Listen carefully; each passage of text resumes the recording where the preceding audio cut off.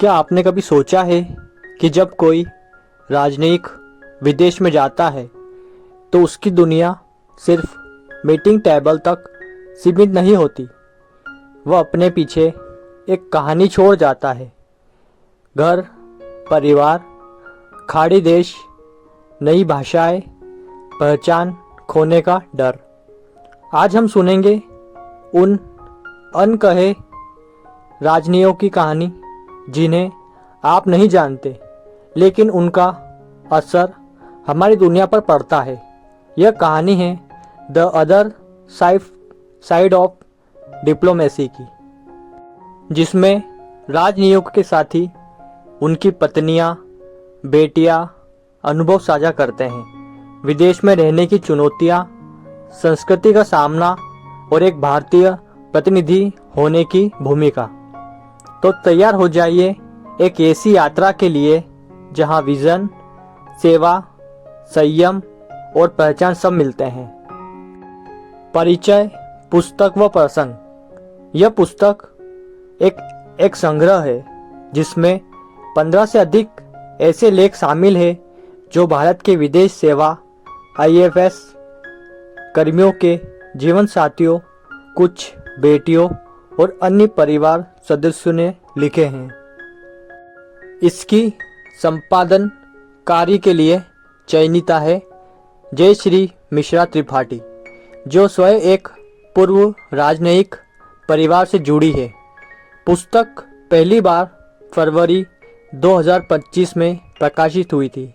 यह पुस्तक हमें राजनयिक जीवन के पार्श्व प्रभाव, परिवारनुमा गठजोड़, अभिनेता न होकर प्रतिभागी बनने की चुनौतियों को दिखाती है। विदेश पोस्टिंग का नया घर। राजनयिक परिवार जब विदेश जाते हैं, वहां सिर्फ दूतावास नहीं, एक नया जीवन शुरू होता है।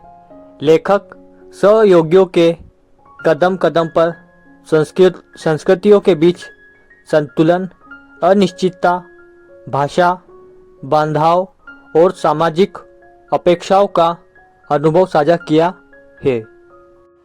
उदाहरण के लिए एक अध्याय में बताया गया है कि कैसे 1960 से 1970 के दशक में वॉशिंगटन में भारतीय राजनयिक पत्नी को कम पिलो वाले कमरे के नियमों का सामना करना पड़ता था।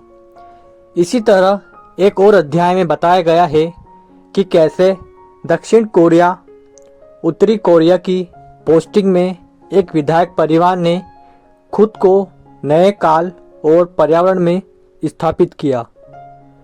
यह भाग हमें समझाता है कि जब विदेश बन जाता है, तब हमारी पहचान, रोज़मर्रा की आदतें और हमारी दुनिया कैसे बदल जाती है। भगीमाऊ से परे। यह भाग उन अनसुनी कहानियों का संग्रह है जहां राजनयिक परिवारों को सामाजिक आयोजनों, सांस्कृतिक प्रतिनिधित्व और भारत प्रतिनिधि होने की जिम्मेदारी को निभाना होता है।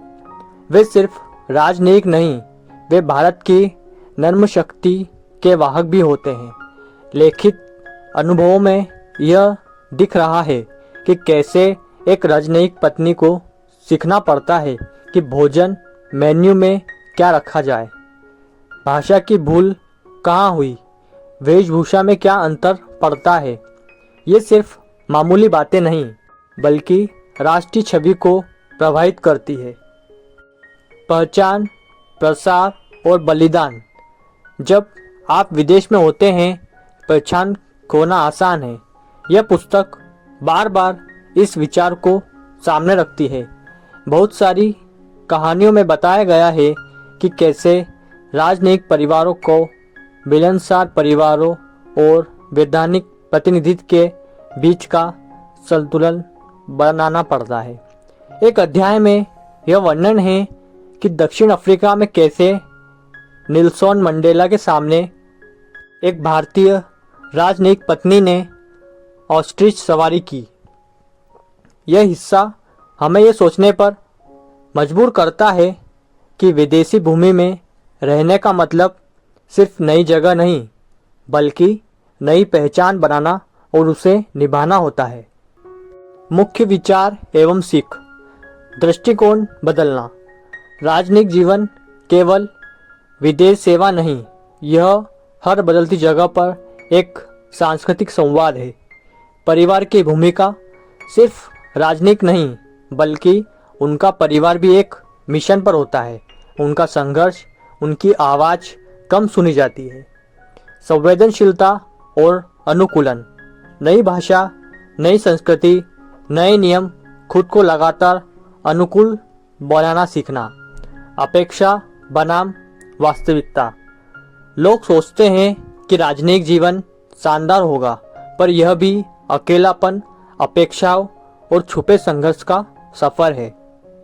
तो दोस्तों, अगर आप सोचते थे कि विदेश सेवा जीवन सिर्फ ठाट बाट और दूतावास की चमक है, तो यह किताब आपका नज़रिया बदल सकती है। यह किताब बताती है कि दुनिया देखना आसान है, लेकिन दुनिया में जीना वही जानता है जिसने अपने घर को नई भाषा भूमि में बदला हो।